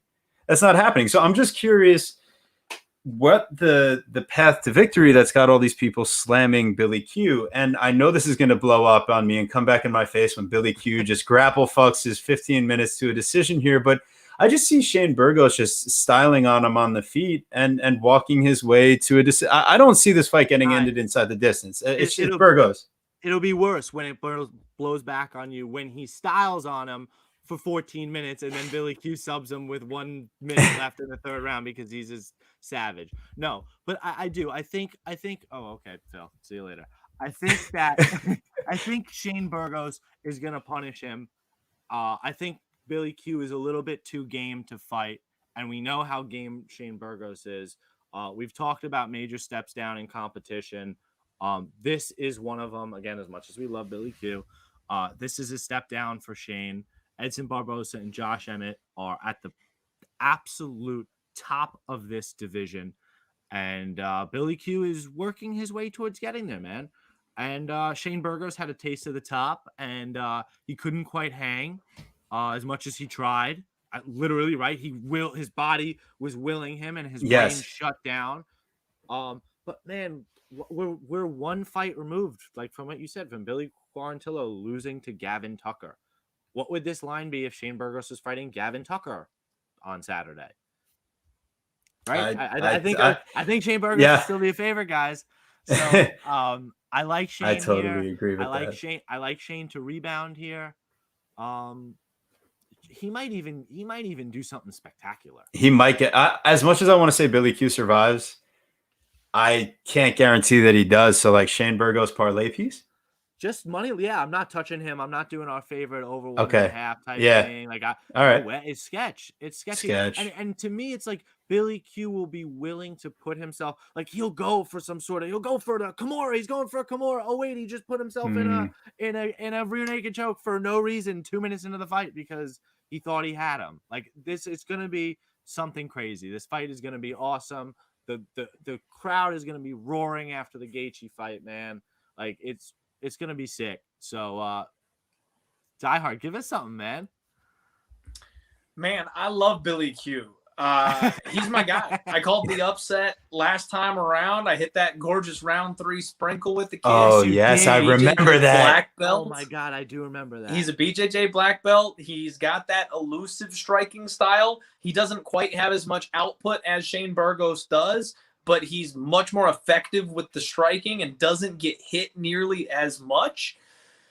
But guys, this is a huge step down in competition for Shane Burgos. This is a massive step down in competition for Shane Burgos. And as much as I want to just go back to the well with Billy Q because he's my boy and he cashed a ticket for me the last time out, you do not go to war with Shane Burgos. My only concern is that body shutting off of Shane Burgos. He's taken so much damage recently. Like it's concerning the amount of punishment that Shane Burgos has taken recently. So I am a little bit afraid of when do we hit the point of no return? Like when is he just damaged goods because of what he's been going through? This is going to be another high pace, high output fight. But what we've seen from Billy Q is, like you mentioned, he has to rely on that grappling. He's not the big one-punch knockout guy. So if you've got some pillow fists, Shane Burgos is going to walk you down. I fully expect Burgos to fold him over with a body shot at some point in this fight. He's a good enough wrestler that if they get into a scramble on the mat,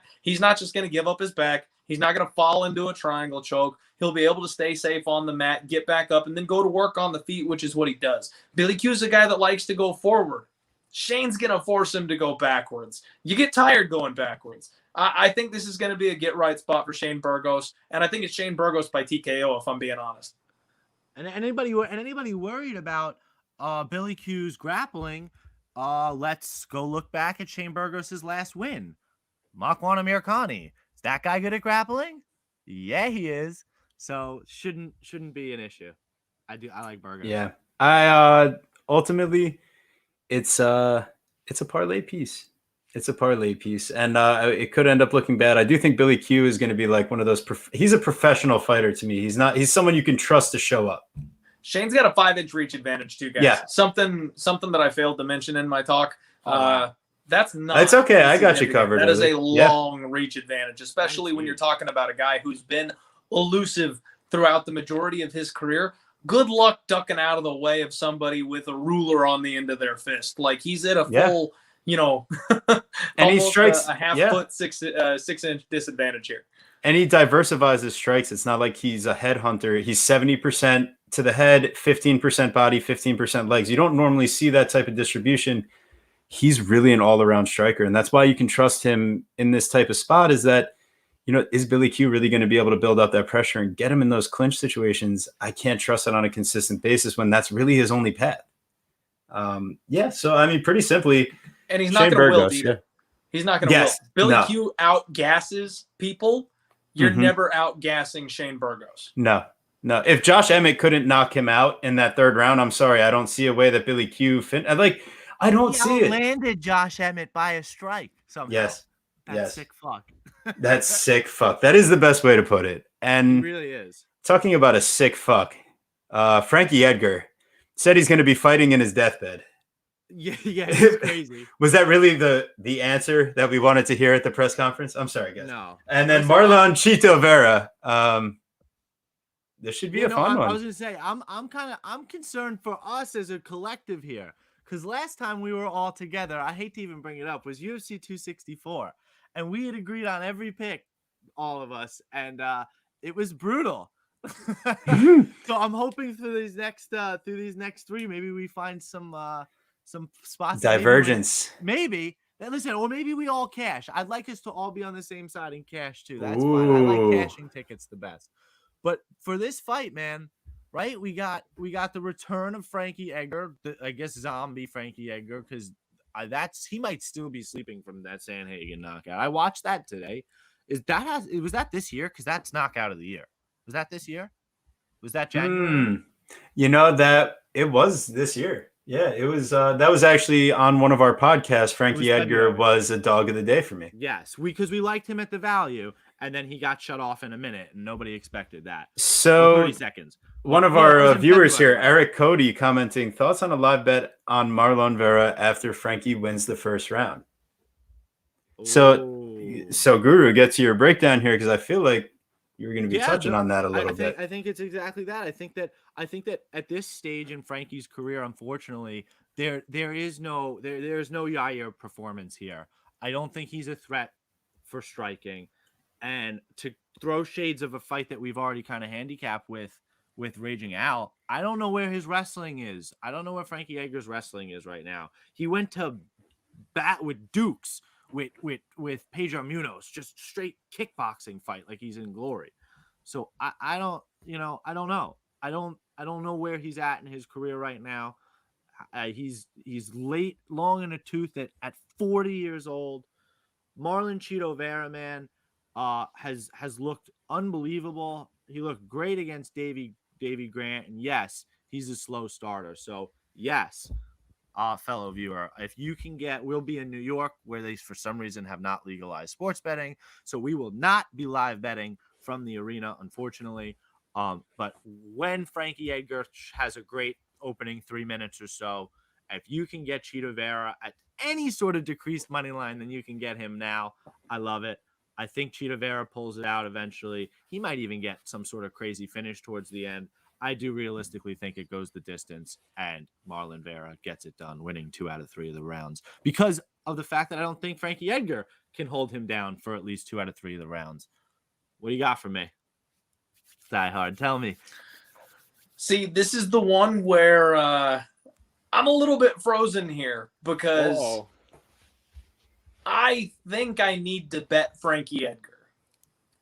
I absolutely can't make my finger click the accept button on the bet, though. I am worried about that knockout. I am worried about that legendary durability just being gone out the way. But you can't deny that Frankie Edgar is miles ahead of Marlon Vera as a mixed martial artist. It all comes down to, is the fast twitch gone? Has he slowed down? Is he hittable enough for Marlon to catch him? And then can he take 1 or 2 good shots? Because you know what, guys?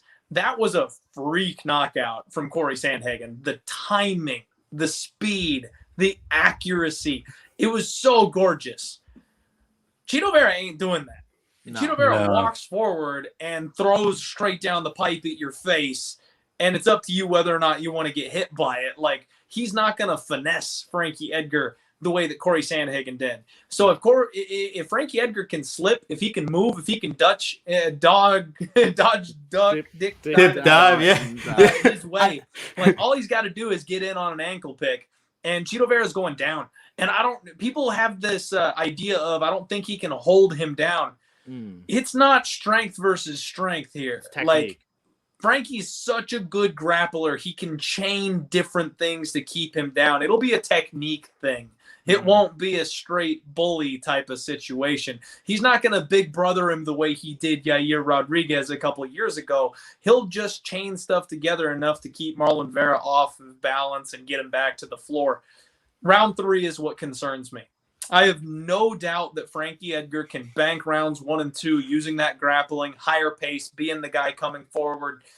What concerns me is if he gets a little bit tired in round 3, if he slows down just a little bit in round 3, Marlon Vera gets better as the fight gets deeper. You know, his round 3 last time out was his best round, and he nearly killed my guy Davey Grant in that 3rd round. So that's kind of what concerns me. Frankie's a fast starter. That's good. Marlon Vera's a slow starter. That's good too. We banked those first couple rounds, and then we could see Frankie just be dead on the canvas in that 3rd round when he makes one mistake, catches a knee on his way in for a takedown. You know, I just think there's too much volatility in this fight. I think if you're looking for a pure numbers perspective, if you're just going to blindly bet the side with value, you bet Frankie Edgar. But I'm terrified that Chito Vera is going to find the one shot he needs to clip that once legendary chin. Something tempting me, though, is Frankie Edgar by decision at plus 250. You're basically doubling your value, and let's be honest, nobody finishes Chito Vera. So Frankie Edgar at plus 250 is kind of the way I'd be looking to attack this one if I was going to bet it. Like I said, I'm a little paralyzed, though. I don't know that I'm going to end up getting to the window with it. All right, so I've vacillated so much on this fight. I really have. Yes. I texted Guru earlier in the week. Tell me why Frankie Edgar is going to be my dog of the day. And then as late as 5 hours ago, we were talking about how Burgos and Vera might be like a play of the day parlay. And I think I've swung all the way back around, and I'll explain why. So I don't let me explain why. Then you get your turn again. No, you tell me. You're right. You tell me. So Marlon Vera uses kicks as like his main style. So he throws a lot of kicks. So it's like that's like his jab, and it's great because it's very high accuracy, and you see it with his 50% land rate. The thing that I don't think he necessarily does on a consistent basis from distance is land knockout punches. He gets you in the clinch. He's throwing those elbows on Davey Grant. But tell me what strikes from distance that Marlon Vera really landed that were hurting Grant. It was round 2. Davey Grant has top control, and Marlon Vera is finally able to reverse position halfway through the round. Davey Grant's fucking dead at that point. Fucking gassed. Mid-second round. That was it. So then when Vera's turning on his pressure because he never gets tired, yeah, sure.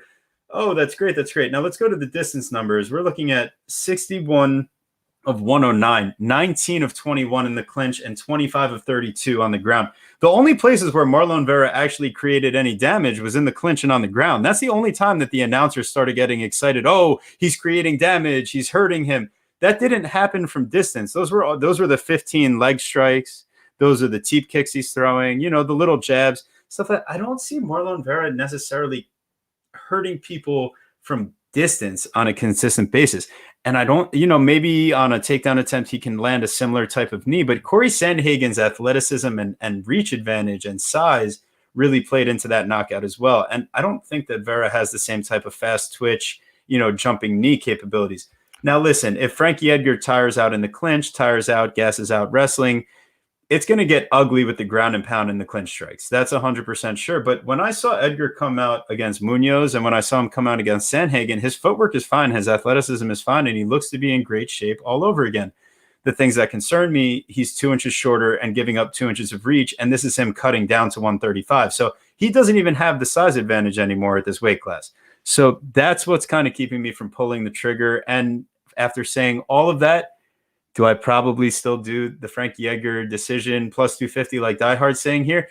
if there's a play on this fight for me, that's what it is. It's no longer a dog of the day type of deal, but I just don't feel comfortable playing a guy that I know is going to give up the first round in Vera. And in the third round against Aldo, he just gives up back control for 5 minutes and can't do fucking anything to get out of it. And Frankie Edgar, I mean, I know he's got the jiu-jitsu and I know he's got the wrestling. So Guru, counter that. No.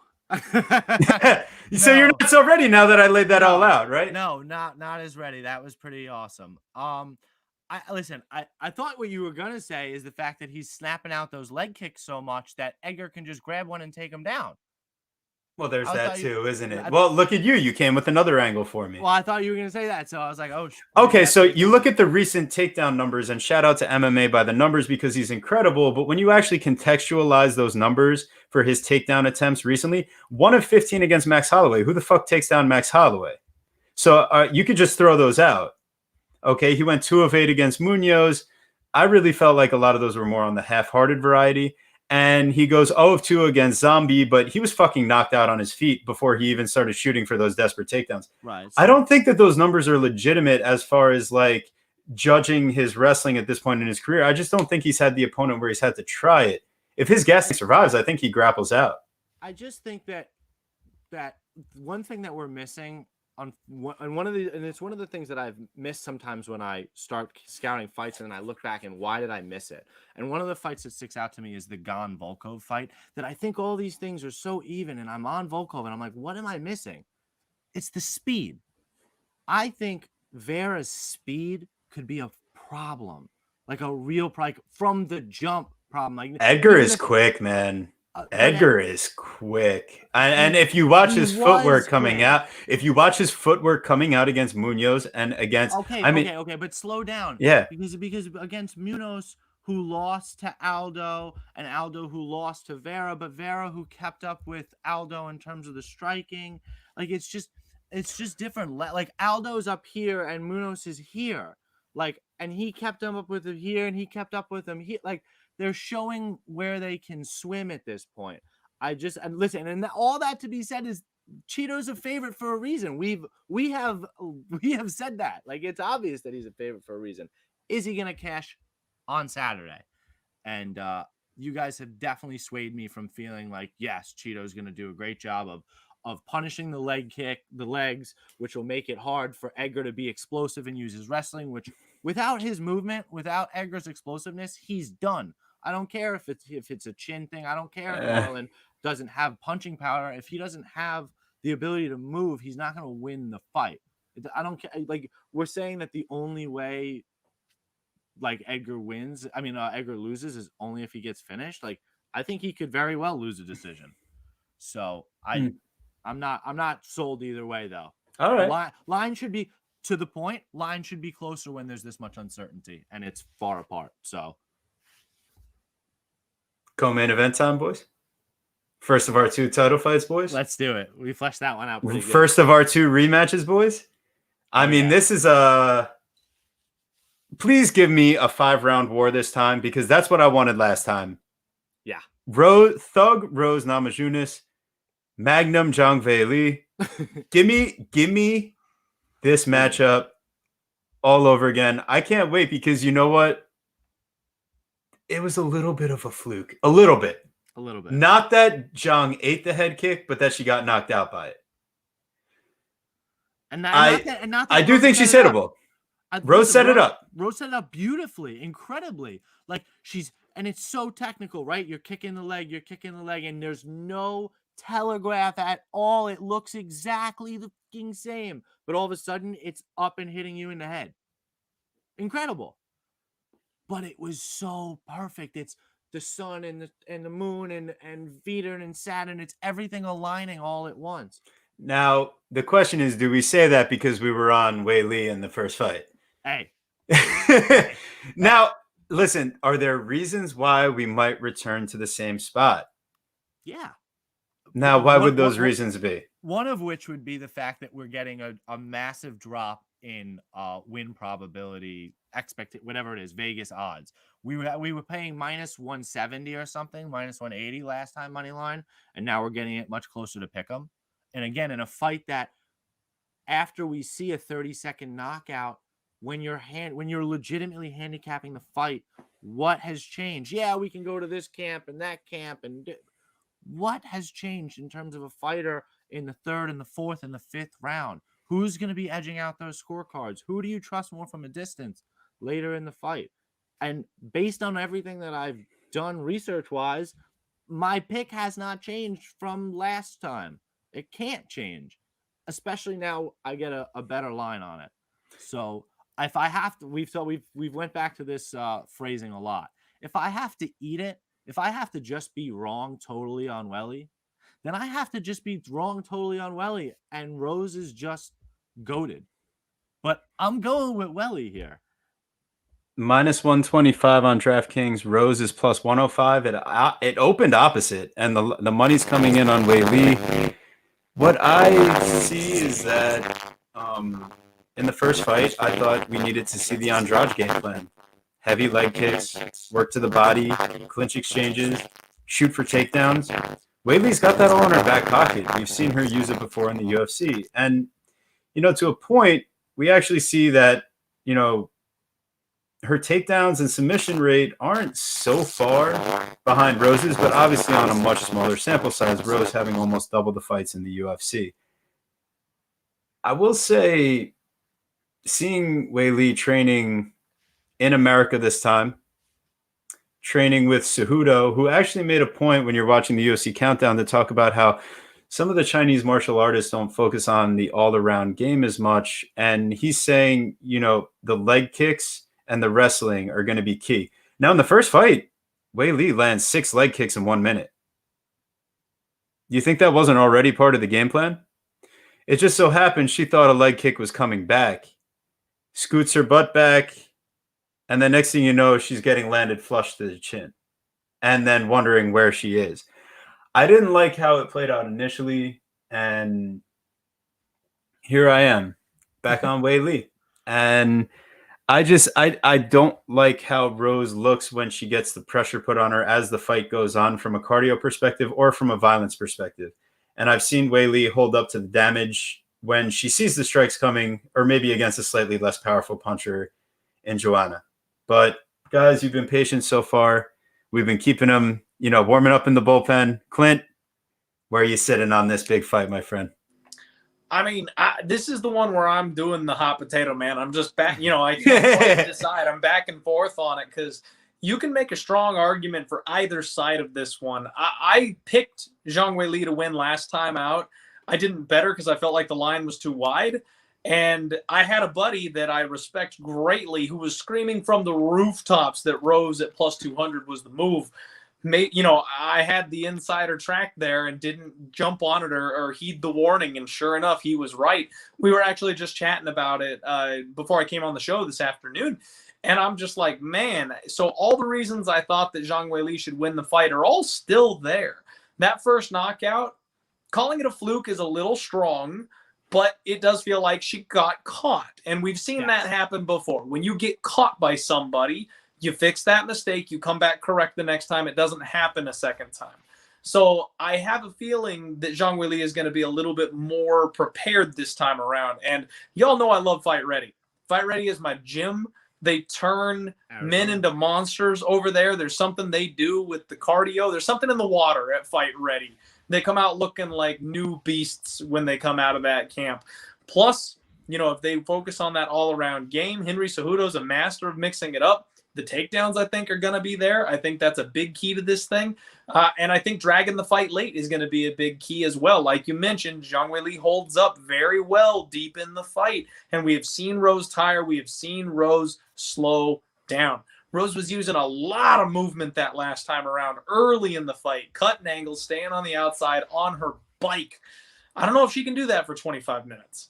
So I just think this fight is going to be very competitive. I think it's going to play out a lot closer. And what we've seen in Rose Namajunas' fights is she has won in that first round or lost in that first round more than once. Whenever she runs it back, it's a chess match. I've got a feeling this thing goes the full distance. I think we're going to see an over here on the 4.5. Everyone saw that knockout. We know the power that Zhang Weili has to offer. But the fact is, this is a pattern. Rose comes out like a bat out of hell, takes advantage of an opening on her opponent, and then adjustments are made. and both sides are a little tighter the next time around. So if I was going to bet this fight, I'd be looking over 4.5. This is another one that I've been staring at all week. Haven't locked it in yet, but I think over 4.5, fight goes the distance. That's kind of the angle that I'd be taking on this one. And I am extremely tempted to back Fight Ready and Henry Cejudo and rock with Zhang Weili. I made such a big deal about it leading up to this because everyone knows I love Fight Ready that I almost feel like I'm contractually obligated to bet Zhang Weili at this point. So I may end up on that one, but I'll be honest, I think this is a pick'em for a reason, and we're kind of tossing a coin here. So Zhang Weili may get this one done. Maybe she does win, but Rose, on her best night, is the best in the world in this weight class. So I don't know that I really want to be fading who might be the best fighter in this weight class we've ever seen. So good luck if you're picking a money line side on this one. I'll lean with Zhang Weili. I'm going to lean to the over 4.5. Have not yet made an action on this fight. How about a fight to go the distance at plus money, plus 102? Yeah, I mean, that's about the same thing. Most of the time with fair. These fights, you want to buy those last 2 minutes and 30 seconds. I get it. More often than not, if you're getting that deep in the fight, it's going to finish anyway. Outside of, the zombie throwing that crazy up elbow at the very end of the fight. Yeah, you're Rodriguez clipping him. Like, those just don't happen very often. If you're going to get into the 5th round of a title fight, it's probably going to make it the full 25. Like that. I agree with that. I always itch for those plus money plays. Why play 1.1 unit when you could just play 1 and get that plus money? So I mean, you're right. Until there's an up elbow and you're crying yourself to sleep.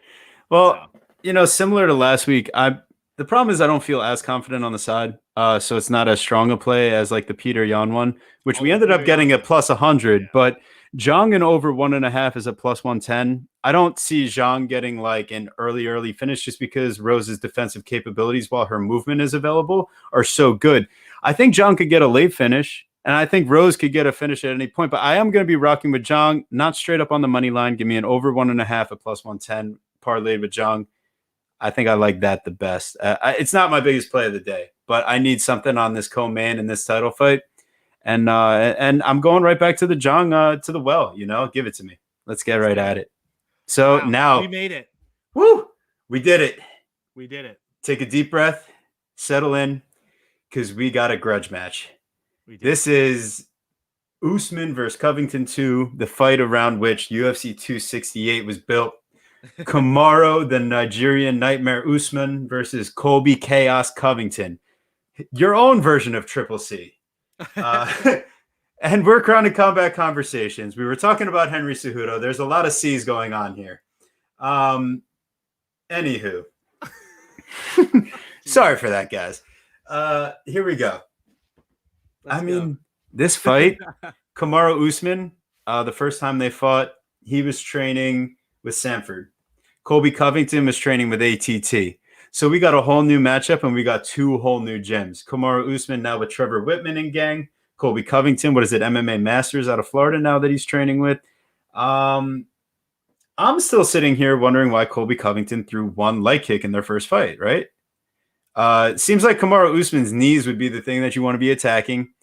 But, opening yourself up with leg kicks to get caught with that return jab and straight, maybe that's why he wasn't looking to do it so much. And and definitely. So, listen, I don't think Colby has the advantage if this thing turns into a clinch and wrestling match. The only way I think he possibly could is if Usman's knees are a lot worse than we've been led on to believe. In Guru, I think you made a point about the top control in the second Masvidal fight. Didn't have any. Couldn't establish it. Masvidal, listen, we want to maybe give him so much ATT credit that he's drilling and working on his wrestling so much that he was able to get up. Or Usman is training his striking so much because his knees are fucked and he's not as great a wrestler as he once was. And maybe he doesn't like to do it as much as he once did. That's a great point. And I thought it was very interesting. And then you also see that Usman, he gets a little wild as far as like winging his punches against Masvidal. He also, just like he's swimming. He wanted to hurt him bad. I think it's going to be a little similar against Colby here. And I thought it was super interesting also seeing that Usman's been working with Whitman. I went from watching Rose and her fight versus Weili directly into watching Usman versus Masvidal. And they're utilizing the exact same side-to-side movement, but like Usman's is much more like mechanical. It's definitely not like smooth and natural, and he definitely gets away from it once the fight really gets going. So I don't think his strides that he's made in the striking department, they have been extremely impressive as far as the results that he's been able to produce. But the fact of the matter is that like they're not big enough to account for a 10% adjust in line. That's right. it. That, like, again, he's been dominant. He's been as good as you could possibly be. I think he probably still wins. Yeah. But Clint kind of taught us, and I guess like Gianna taught us too, like at a certain number, 300, 350, right? It's the same number. He's either going to win or he's not. Colby's got, this is it for Colby, man. I mean, of course he's going to have plenty of fights with Leon or I mean, this is it. Like, this is his chance to sniff gold. Like, this is what he's been barking for 2 years. He's had the chip on his shoulder of being Kamaru Usman's toughest test to date. You know, we look at those scorecards, man. We all know what that scorecard read going into that 5th round. So, you know, I do. I think Usman gets it done. I just I can't trust it at this line. So I'm super for a really, really close fight. Do we like the over, or that's the other thing? Like, is it? Listen, if there's a finish, it's on the Usman side, right? We don't think Colby has real finishing power. Do we? Oh, that's a face that I like to see. All right. So the finish would of course be the volume finish because Colby's volume is just deadly. So Clint, it seems like you've got something cooking up over here. How about you bring us over to the stovetop? So I already placed a bet on Colby Covington at plus 250. I just think this line is out of control. You know, we watched that first fight, and I had it scored. It was either 2-2 going into 5, or it was 3-1 Colby going into 5. And I got to tell you guys, there's not very many times that I will agree with Colby Covington. I hate when he fights because it literally brings politics in my MMA. And you don't put your politics in my MMA, but I agree with him when he talked about the fouls.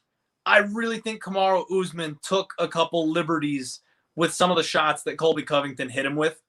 And if you take those opportunities away from him to slow down, to catch his breath, to get the timeout, Usman wobbled a couple times in that fight, man. We saw him wobble a couple times, and we saw him get rocked bad by my boy Gilbert Burns when they fought. Usman is not invincible. And one of the arguments a lot of people are making is the improvements that Usman has made, and I get it. We've seen it. We've all been able to be front row to what he's doing and the chaos, the damage that he's dealing to his own division. But Colby Covington has spent 2 years in the lab waiting for this opportunity. Like, that's all he's done. Singular mindset. He's been training to beat Kamaru Usman in the rematch. So everyone's talking about the levels up that Usman has made. We haven't seen Colby's levels up. They're there. He's made improvements, I promise you. We just haven't had a chance to see them yet. He hasn't shown them yet. So I think this fight's going to be a bit of a car crash. And I know the last fight went the distance. I think there's a chance that this one finishes much earlier. Whether it's from the Usman side or if Colby manages to keep on him when he gets him wobbled in one of those early rounds on a volume type of situation, I think there's a chance this thing ends under the total. And I think they've got it set at 3.5 for this one. Plus money to the under 3.5. It's usually 2.5 or 4.5. When do you see 3.5s? When it opened, it was 3.5. They may have shifted that to a 4.5. No, it's still 3.5. We're just saying it's so weird to see a number like that in a 5-round fight. See, and that's the kind of thing that seems almost trappy to me. Like, they're inviting that over money. You saw this fight last time. It was going the distance. It was going to get there. But then one shot changed the trajectory and it ended. You guys almost had it. Let's lower the bar for you. Let's make it 3.5. It'll get over 3.5, right? Like, that's kind of what this feels like to me. Where's that tinfoil, Clint? It's like that commercial with the fisherman and the you almost got it. So yeah, that's how I feel. That's exactly what it feels like. Wow. So I'm a little bit afraid for my plus 250. I just think that line is disrespectful. Colby's a better fighter than that. I think this fight should be lined closer, maybe minus 180 to Usman or something along those lines. So I know that that's probably not necessarily a winning bet, but as we know, we're playing numbers, not necessarily the fighters. I think I got a good number in my pocket. And then I'm looking at the under guys, or the fight doesn't go the distance, would be kind of the two ways that I would look at it. It's almost kind of a hedge spot. If Kamaru Usman wins this thing, he probably beats Colby's brakes off again and ends up breaking his face a second time, especially with the improvements that we've seen. However, if Colby gets this thing done, yeah, he probably wins via decision, out-voluming him for 25 minutes. Again, another war of attrition. But if I've got plus 250 on one side and then an under 3.5 at plus 115 on the other side, that's still a 1.5 unit profit if you're playing both plus lines. So, Usman via decision is kind of the only way that thing doesn't pay out. That's kind of the combo way I like to attack this one. I've only pulled the trigger on Colby. I haven't pulled the trigger on the under yet. I'm still kind of looking at that. I want to see how they weigh in. I want to see the face-offs. Obviously, we know there's going to be bad blood. But with the way, that promo they cut, Colby screaming at Usman that he's dead the next time he sees him. I mean, how can these guys not come out hot and just pick right up where they left off in round 5? Wow. Listen, for me, I was sitting here saying I can't take a side because I'm sitting here telling Guru, Usman's the bet, but I don't want to be sitting there at MSG going into the last fight with Usman as a last leg. I just said I learned don't. That last week. Yeah, I learned that last week. It's done on a chalky card. You don't want to be waiting for the last favorite. And listen, might I have him in like a smaller parlay? Probably. Like I can't help it. Usman, I really do enjoy him as a fighter, all that. But you're wearing a shirt. Yeah, under 3.5 plus 120. Inside the distance was minus 120.